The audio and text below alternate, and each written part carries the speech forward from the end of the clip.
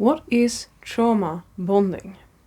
Trauma bonding is a good thing to learn about because it can happen to anyone and everyone in different situations in life. Trauma bonding usually starts with something that you don't really see as something bad. You meet someone new that is really kind towards you, and in the beginning, this isn't going to be obvious. They're being really kind, they're being really generous, they're making you believe that they are everything and anything you ever dreamt of and needed. Usually they will gift you something or give you something that you feel a need for. Might be attention, might be something really specific or something quite general. But it is something that they know will gain your affection quickly. Quicker than what your usual preferences would be, in a pace where you forget about properly getting to know someone, forget about properly establishing different rules and boundaries in the relationship. Quite fast there's going to be red flags, points of interest or happenings in the relationship where they're doing things that covertly and hidden behind the veil of love and fantastic things is going to tell that they're not really all that they say they are. It's going to be small incidents or missayings or misunderstandings where their true face is shining through. But they will be really good at masking these and making them seem like generous acts of love, but them just being a bit clumsy about it. These are the warning signs where you're usually thinking to yourself, that was a weird energy today. That was a weird thing to say in this situation. Oh, you don't usually act like that. What was that about? But it's so vague and so quick and fleety that you barely notice it if you're not really intently paying attention, as we should.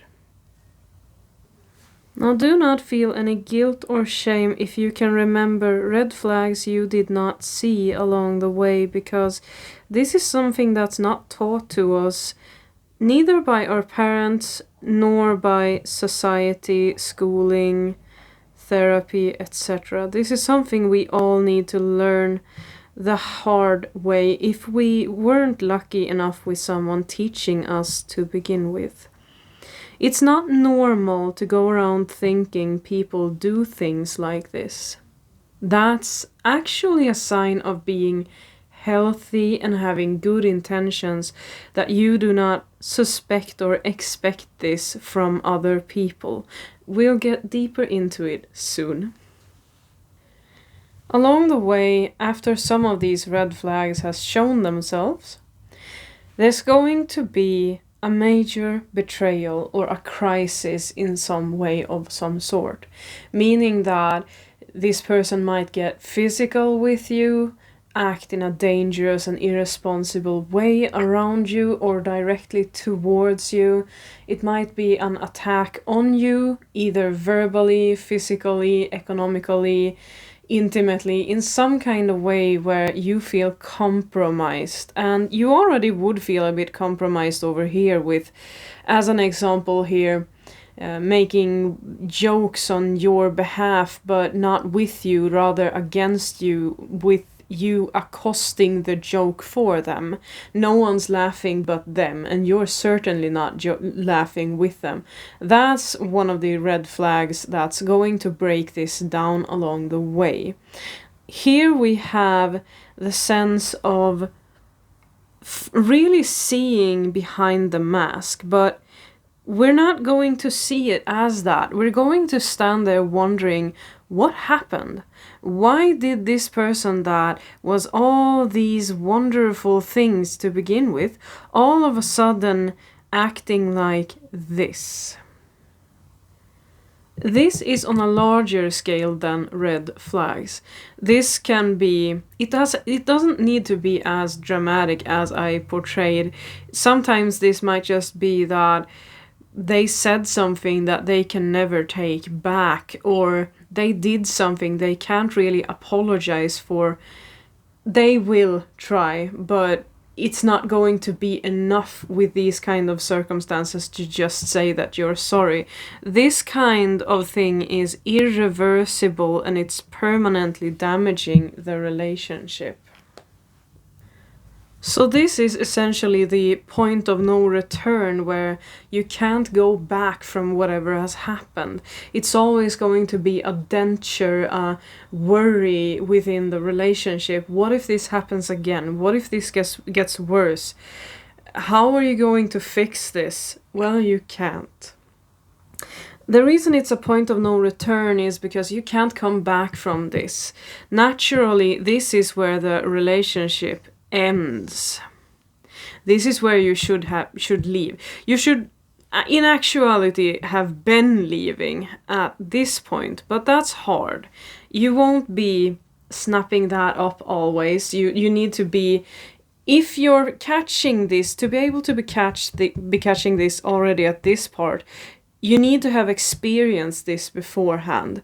If you're new to these concepts, don't blame yourself. It takes practice. But what happens when this becomes a trauma bonding cycle here, and this is not ending the relationship as it should, is all of a sudden this person is going to love bomb you yet again, but it's going to increase. The greater the betrayal over here, the more massive this is, the better the love bombing phase. The bigger and grander this is going to become up until a certain point, but we'll get to that. And this is going to be a repetition. This is something they'll always resort to whenever they've disappointed you or broken some kind of boundary or did something where there was point of no return. So they're creating a false return. They're falsely apologizing and compensating you for whatever has happened so that they can restart this whole process, going back from this part to that part. In the beginning, you might have received one rose or one gift. When this comes up, it's often going to be a lot more than the initial stage over here. It's going to be more grand. It's often going to be when others can witness this and be impressed by it. It's going to be more hefty. It's going to be undeniable, and they love to have witnesses in this part, because they want people to see visually how sorry they are, how much they've done for you, how much they've compensated for this aspect. They want people to see what good people they are and have been, and how little reason you have left to be upset over these parts. Now, I've done a quick spread of this and explained it a lot simpler than it is, because if this would have been this straightforward, going forward in this pace, you would see it instantly. Any sane person would witness this love bombing in the beginning, and then they would go into this major betrayal and the false return here, the uniting, and say, this isn't normal. This person tried to steal my car yesterday, and today he's telling me he's sorry. That's insane. So they will, of course, not do it in that kind of manner.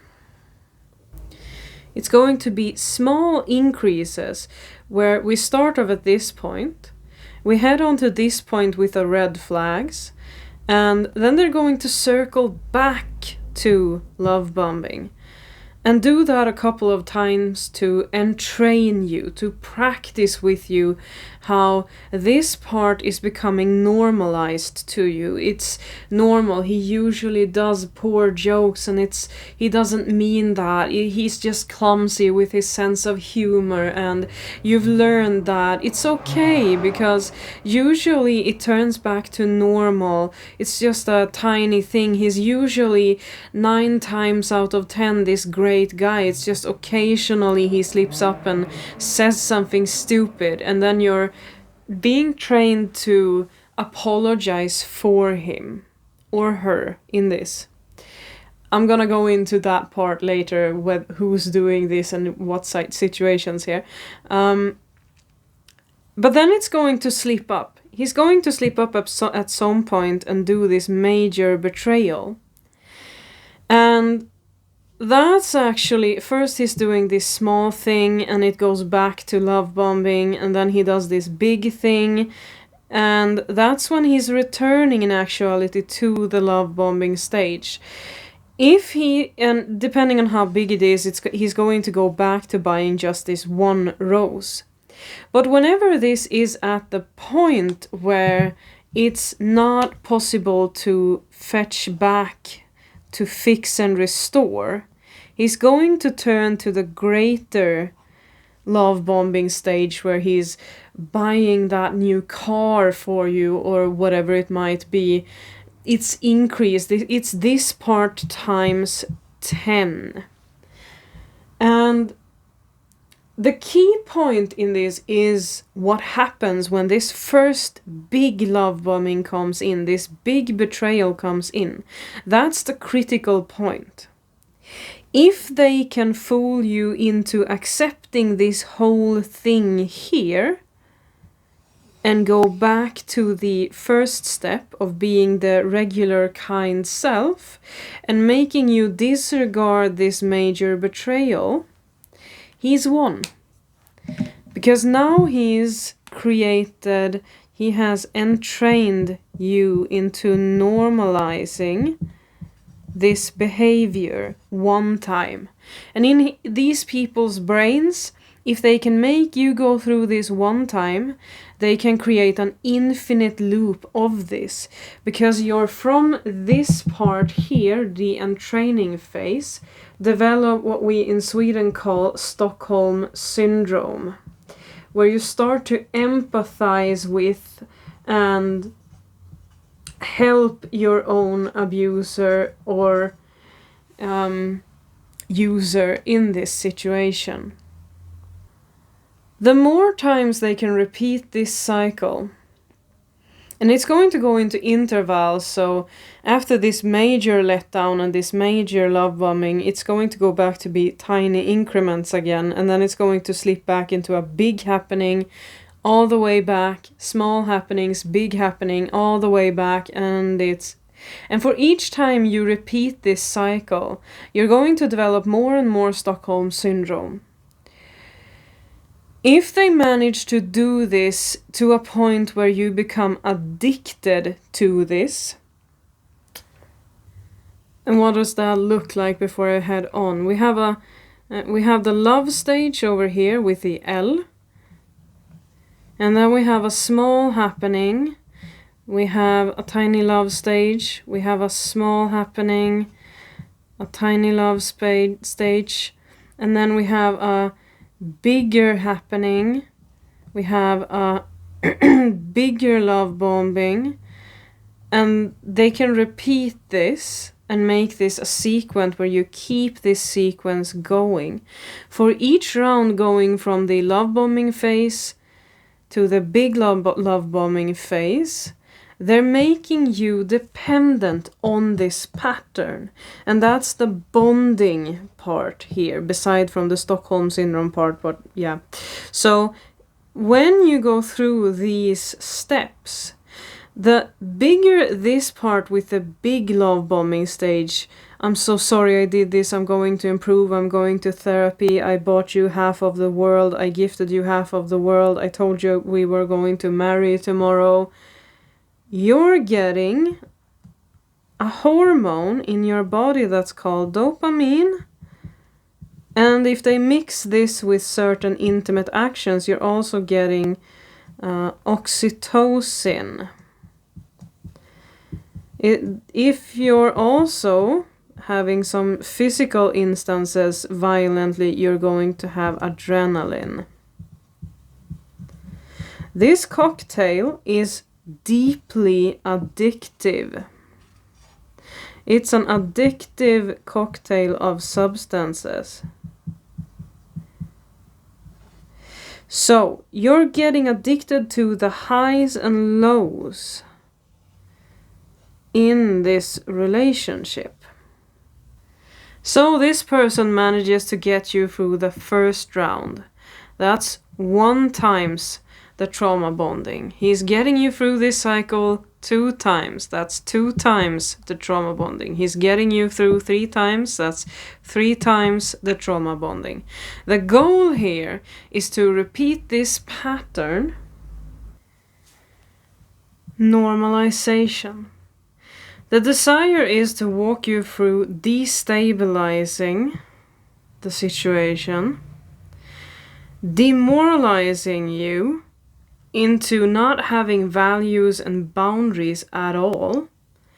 So they make chaos or they compromise something, and then they make you question your morals, values, and boundaries, and then they dehumanize you, making you feel like you're not worthy or it was your fault, and they're not going to go into that. This is a quite advanced stage. This is when they have repeated this cycle enough times to have broken you down to be able to accept being dehumanized by them. You've started compromising. For the first round, you had some boundaries left. The second time, you dropped some of those without noticing it. The fourth time, you're very close to accepting anything as truth because you're becoming, and these are the points of brainwashing. The goal is to brainwash you into not being human anymore. You're a husk of your former self, where they can shape you and make you believe any truth, any lie, any value, and this is where they start telling you this was your fault or this didn't happen, or you can break this part down into a billion different modern popular terms like gaslighting and victim shaming and blame shifting.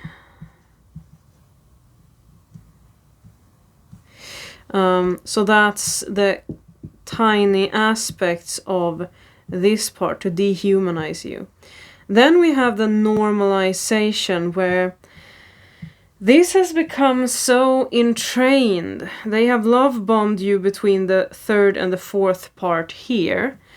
So this is where they usually try to reinforce with, you're the one for me and I can't live without you, and you're the love of my life, and I bought you a car because I'm so sorry, and you helped me become a better person and I'm still learning.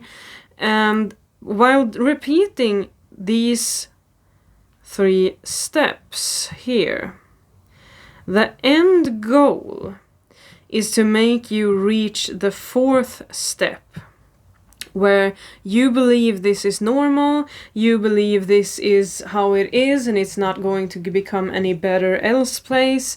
This is what everyone does, and you should see how hard everyone else's relationship is, and you should see how angry everyone else becomes when there's a fight in the relationship, or, so they're aiming to repeat these steps to reach the end goal here, of you not knowing anymore what's normal and not, because you're so brainwashed that normal common sense is trained and coerced out of you and away from you. Now, this is not what this is going to look like. This is how it works behind the veils.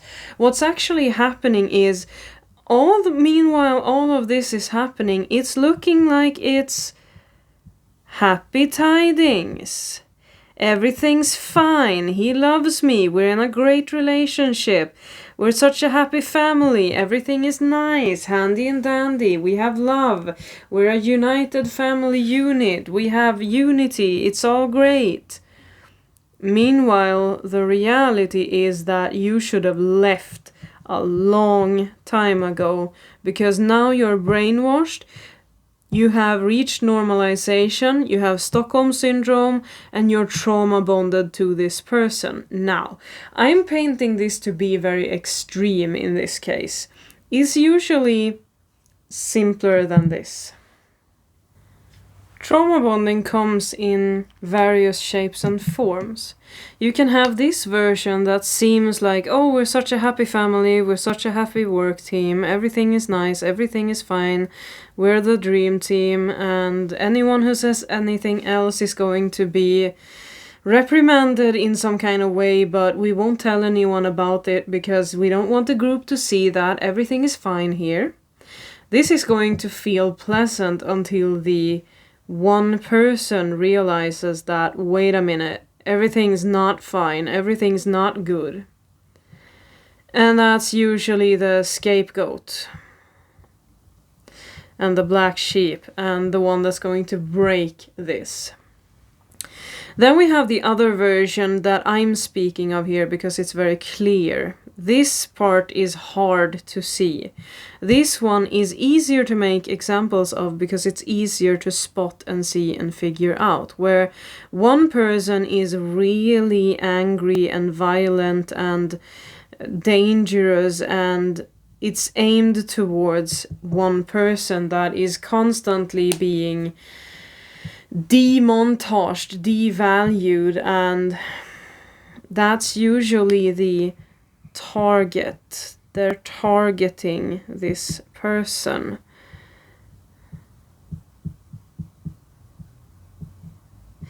And the most common version that's hard to, because this part is easy to spot. This part is not as treacherous. This part is the one we usually need to talk about with people because they're not aware. This group has become really good at normalization. We're doing this because we're becoming a team, and this is a part of the process, and we love you, and this is why we're giving you rough love, tough love, and all that jazz. This version of trauma bonding is usually in place in family settings. It can be a part of friendship groups and settings. It can happen in workplace settings. This is usually in intimate relationships, abusive such one. It can also happen in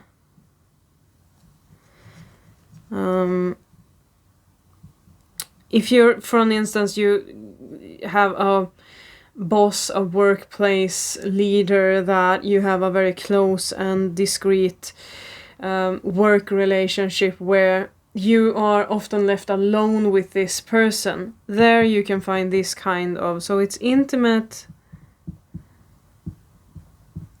relationships.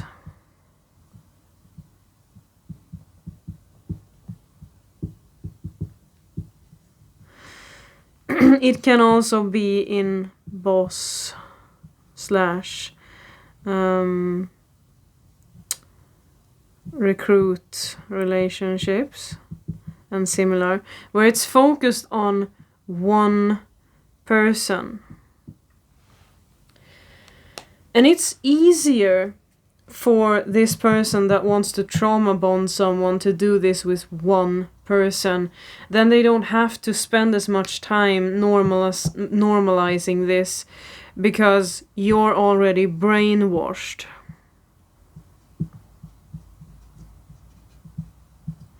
It's easier to brainwash one person. It's harder when you want to brainwash a whole group of people, and that's where they utilize normalizing a certain culture and jargon in a workplace or a family or etc. You can't really do that in the same way with one person, and that's why brainwashing is more common. Now, I'm not a professional. This is just to help you understand the concept. If you want to know more about this, you can Google it, research it. There's tons of research, and there's a lot of skilled people knowledgeable on the topic.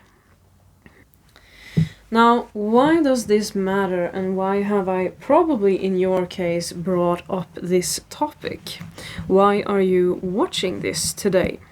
Well, all of this is relevant because, as I said, this can be done on various levels. If you find yourself being in a relationship or a setting where you start out being happy and all is good here, you think everything is fine and nice, and you're having another person over here, never mind my drawing, you have this union with someone here. But then things turn sour. The bad thing that shouldn't happen has happened, and you can't really unsee it. If you find yourself going back to this setting, so you're in a happy place with a coworker, a friend, a family member, a partner. You're finding everything to be all nice, handy dandy and good over here. But then you know that there's bad times, something bad has happened. And this has happened 100 times. It doesn't need to be like that, but in this instance, this has happened so many times. And you find yourself having a hard time steering out of this and leaving and gaining your freedom back. You're not doing that. You're instead choosing to go back. And you can't seem to break this cycle of repeating this instead of leaving. This is a telltale sign of trauma bonding. You have become so addicted to this cycle and to this person and the dopamine, the adrenaline, and the oxytocin that you're constantly going back again. That's when trauma bonding becomes relevant, because you're in a trauma bond cycle. And that's just as hard to break as an addiction. This becomes addictive. You have now become a drug addict or an alcohol addict or substance addict, but to the trauma bond. It's exactly the same. And it's even harder to break. This is one of the hardest addictions to break, and that's why it's so hard for you to not go back. That's the reason you can't go back. Or that's the reason why you can't stop going back, and you can't to make this decision to leave, because the addiction tells you, no, I want to go back to this person. I know they're going to crash my car into a wall or ruin my reputation or do this bad thing again, but I want to go back. And you might get halfway to this point and you know that I need to leave. But you won't do that. Because despite you knowing it logically that you need to leave, you're still going to circle back to the addiction after 2 weeks. As an instance here. Because it is an addiction, it is a trauma bond. To get out of this, you need help, support, therapy, knowledge about the topic, understanding about the topic. You need to start recognizing this part for what it is and reading up about it and breaking the pattern. If you've been through all of this before and you've left this trauma bond before, it becomes easier and easier to break out of the more times you've been here and actually chosen to leave.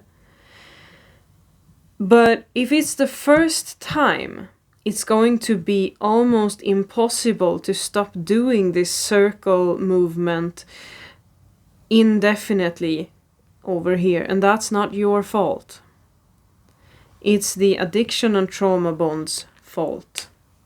It's the brainwashing's fault. You've been conditioned to go back. You've been trained to go back. Some do this intently, others do this unintentionally. You can accidentally create a trauma bond by having mistakes in a relationship due to dysfunction or something that has been inherited. You're not aware of your patterns and so forth. But usually when this happened, it is this angry person over here that has been planning this and structuring this in his head all along. Either consciously or subconsciously, as a subconscious pattern, an inherent to their nature pattern, or intently, maliciously, with paper and pencil, planning it out on a planning board. When you leave the trauma bond, you have to accept the fact that you have an actual addiction, and you need to treat it as such. Just the same as when you quit some addiction in your life, you're going to have to handle it the same way. Usually you will need professional help to do this, as in therapy, coaching, or medications for anxiety that has been caused by this to begin with. You're going to need help from friends and family. I will name it support system. Because you will need a lot of support in this if you're going to break free from this. People need to know what you're going through. People need to be supportive of you and aid you. You're going to need to use healthy rebounds, because it's really easy when we have been through all of this and we leave the person we had the trauma bond to. It's really easy to replace this addiction with a so-called rebound. Someone we're going to just to do the same thing all over with someone else, a new face but the same addiction in different ways. So watch out for the rebound thing. You need to stay single and focus on the professional help and your support system and your passions, hobbies, and desires that makes you happy. And if you don't have such, your friends and family is going to need to help you find these so that you find hope again, because you're in a lack of hope. You've lost who you are. You've been demontaged by the brainwashing and the trauma bonding, depending on how severe it was. All forms of trauma bonding is severe, but it still varies. So, a trauma bond that has been going on for 10 years is harder to break through than something that's been going on for 6 months. That's why I'm saying that. So watch out for the rebound. Also watch out, because that's a classical thing we do, where we have one addiction, and similar to the rebound phase, we have a tendency of switching to another addiction. And that's what I did.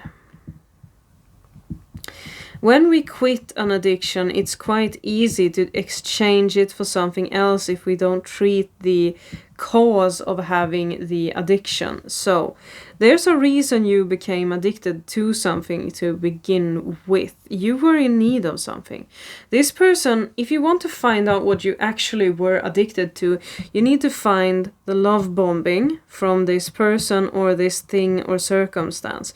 What was it in the love bombing phase that you received? What was it they offered you? Was it love, closeness, support, economical aid, safety, unity, belonging? It's something here you received from this love bombing that this person knew how to use and utilize to entrain you into trauma bonding, to give you this addiction. In order to sort out the root cause, you need to find what you received from the love bombing and find a way to give that to yourself instead. If you sidetrack this and take the wrong path, which is incredibly easy to use, and whatever keeps you alive is great, but you're going to need to go back and do the groundwork of this as you go. Regardless, if you develop an addiction, you're still going to have to go back and do this to get rid of the addiction. So in this, it's quite easy to swap it out for another addiction, to exchange it. And this goes for all addictions. You quit sugar, you start drinking. You stop smoking, you start chewing tobacco. You stop drinking, you start eating. You stop eating, you start overtraining at the gym. You're always going to try and fill this void. Because that's what it is. And it sounds cheesy, I know. We're filling emptiness. And if we remove whatever we were addicted to over here, it's easy to fill that emptiness with another addiction. What you need to do is find out what it was you received from the love bombing stage. Give it to yourself and feed the emptiness with that instead, and not go into this part, to not do these things. To do these things instead. Can you heal from a trauma bond or brainwashing when it comes to... Can you do that and heal from that with the same person in the same relationship? No. You cannot heal in the same environment as you got infected in. You need to swap out the environment to heal. You cannot sit in a dirty tank of water and expect yourself to become clean. You need to put yourself in new environments. And if you both heal, of course, perhaps as you go on, you might be able to rekindle the relationship later. But that takes both of you healing and none of you having a cluster B personality disorder, because cluster Bs will not stop trauma bonding people. That's inherent to their behavior and toolbox pattern. So if this is a healthy person that just has unhealthy patterns, they can reach out for help so that that person also is in a new environment where you are in a new environment, and then you two can rekindle and connect. But that's going to take time. None of this is easy. And usually this other person won't really succeed to do this. They'll take the help, but they didn't put themselves in a new environment or develop new habits and behaviors. And then you can't, because they're still in the same environment, technically. Extra content or sidetracking a bit. When it comes to trauma bonding, you're going to find arguments among people, because they strictly see the trauma bonding process as this abusive cycle, where trauma bonding is when you're going from being a good person to a bad person. And yes, if we're going to paint this again, we have happy person, sad person, and the infinite loop of going back between these states in an enclosed system over here. That's the traditional and actual meaning of trauma bonding. Yes. But then we have the other part that I still like to talk about because I still see it as the same concept as trauma bonding. You have the risk of an alternative thing here. Point 2 in this. So this is point 1 and that is point 2. Bonding over trauma. And when I say this, people get upset, but I will die on this hill. If you bond over trauma, I still see that as a form of trauma bond. And why am I doing that? Because if you have past trauma, it's really easy for people that like trauma bonding people to latch on and bond with you over this past process of traumatization to create a new trauma bond over the connectedness between traumas. So they're going to use it as, oh, I see that you have a trauma bond. Well, I can give you a band-aid for that or relate to you for that. I see that I should have... There. So, you have the first version of trauma bonding, and then you have the second version I like to, unpopular opinion, talk about. Bonding over trauma. Because this part is, yes indeed, perhaps separate, but it can be utilized in traditional trauma bonding, and it is very often. So, what do I mean? Hi, my name is James. I see that you have been through all of the same things I've been through, your trauma here. Yes, I can relate to you. I can say that I've been through the same thing. I can give you a band-aid here, and I can swatch that on you over your wounds and be the good guy in this scenario. Now you're becoming attached to me because I am handing you this band-aid to heal your trauma by relating to you and love bombing you over this trauma. And then you're stuck in this loop where, oh, this person is actually using me even worse now, and this relationship isn't that well because now he's expecting me to do things for him in return, and I don't like this guy. But you go back because you're bonding over this trauma, and then he's mean to you again, and you're bonding over this trauma, and he's mean to you again. And then it's a trauma bond over the bonding over the trauma. And this is very easy. It's very easy for the original trauma bond to be picked up by someone else. So, you remove this person from the picture and you're healing. You remove this person from the picture and you're healing. But you never really got rid of the old trauma bond. You didn't go to therapy. You didn't find out what was about the love bombing. You didn't start feeling your own void by yourself.